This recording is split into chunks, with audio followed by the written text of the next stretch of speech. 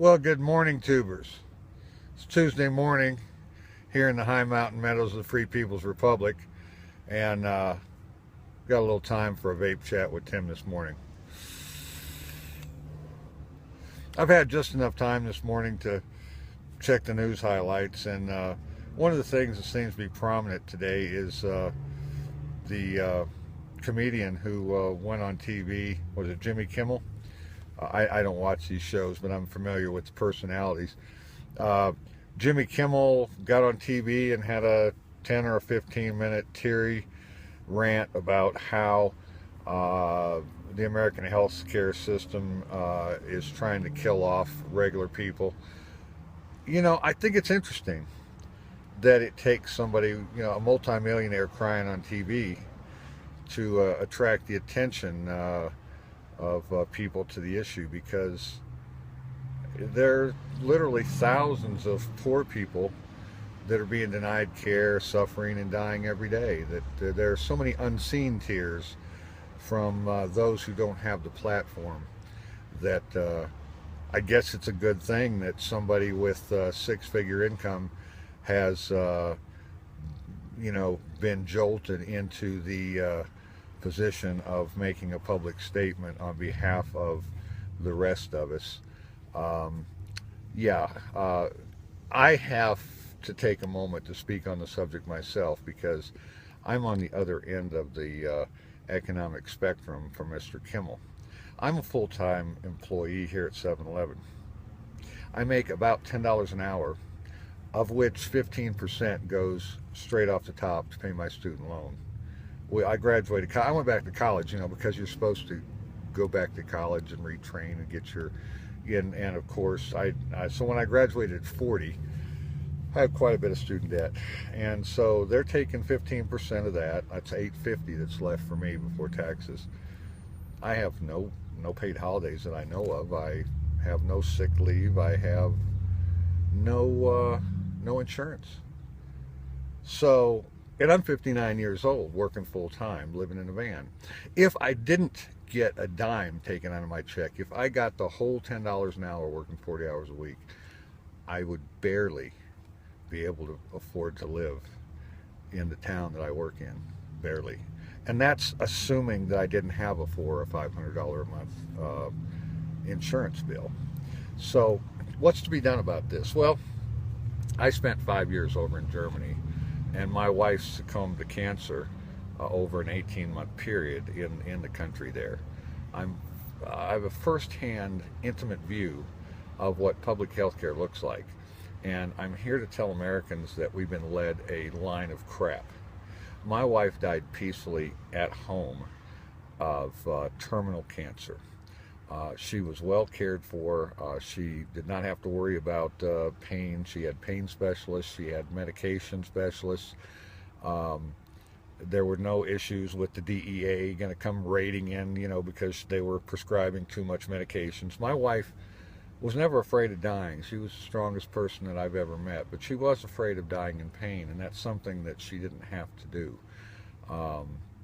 When my wife became too feeble to give herself the morphine injections for the pain, the German healthcare system sent nurses to the house 3 times a day to see if she needed pain meds.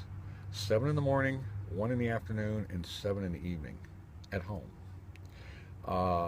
My Nazi mother-in-law received massage therapy in the evenings at home from the state healthcare system.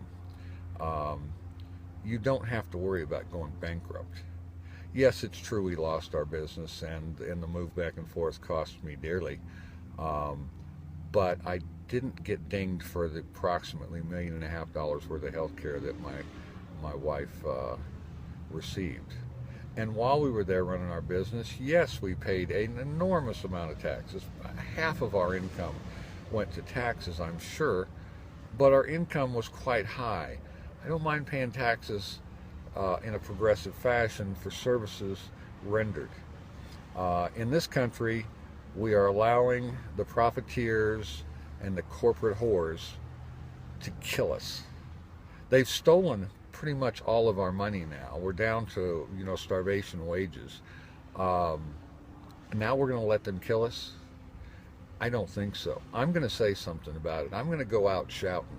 I'm not going to clap, while the healthcare system continues to rape and pillage old people, young people, the vast majority of the people I know. And I'm going to continue to try and highlight the voices of the folks that I see on the lower end of the spectrum, so people can get a better perspective.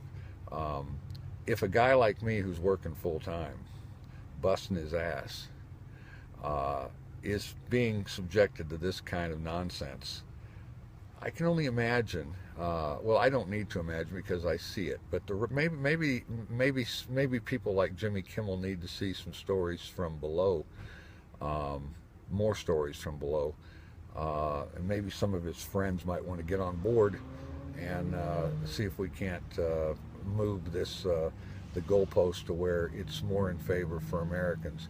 I heard a rather shocking statistic the other day, and I'd like to share it. It went something like this. From 1945 to 1980, for every dollar of wealth that was created in this country, 70 cents went to the middle class. And from 1980 till today, every dollar of wealth that's been created, zero has gone to the middle class. Now, it's a good thing I can survive on it's a good thing I can thrive on nearly nothing. But that is ultimately predicated on the fact that my health is fabulous and that my communicative and educational level is far in excess of most of my peers. This will not continue indefinitely. I am, hugely aware of that. So I know it's incumbent upon me to speak out while I can about the income inequality, about the medical inequality, about many inequalities that I have seen. I have seen the country go backwards starting at about 1980.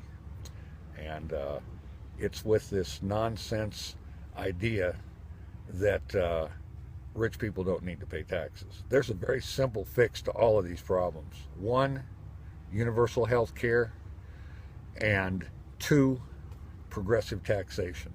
So those are the two things that are the biggest problems that I see outside the insane war on marijuana that they're using to keep the jails filled for the prison industrial complex.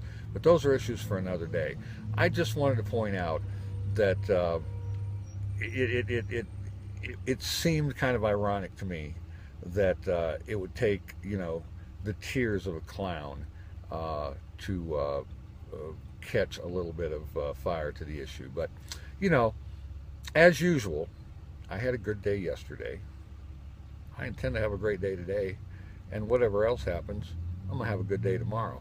So for now, I'm out.